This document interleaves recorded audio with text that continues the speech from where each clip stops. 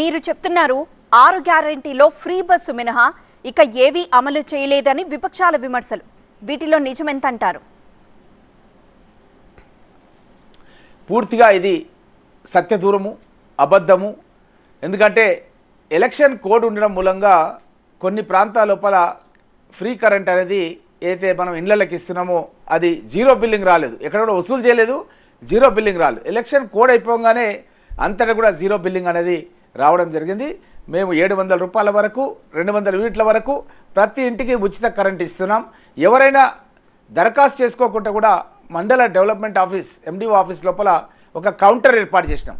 ఇప్పుడు దరఖాస్తు చేసుకున్నా సరే వాళ్ళకు ఫ్రీ కరెంట్ రెసిడెన్షియల్ పర్పస్ నివాసాలకు ఇస్తున్నాం అనే విషయాన్ని కూడా తెలియజేస్తున్నాం.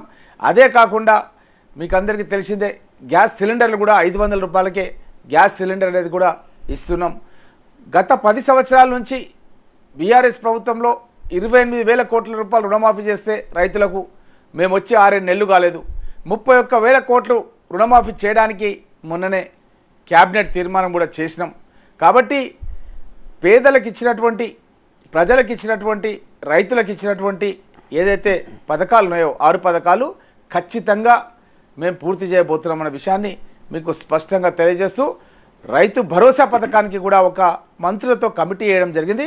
ఆ మంత్రుల కమిటీ నివేదిక రాగానే ఆ యొక్క రైతు భరోసా పథకాన్ని కూడా గత ప్రభుత్వం ఎకరానికి 5,000 రూపాయలు ఇస్తే కాంగ్రెస్ ప్రభుత్వం రేవంత్ రెడ్డి గారి ఆధ్వర్యంలో నడుస్తున్నటువంటి కాంగ్రెస్ ప్రభుత్వం 7,500 రూపాయలు ఒక్కొక్క ఎకరానికి ఇవ్వడం జరుగుతున్న విషయాన్ని కూడా స్పష్టంగా తెలియజేస్తున్నాం.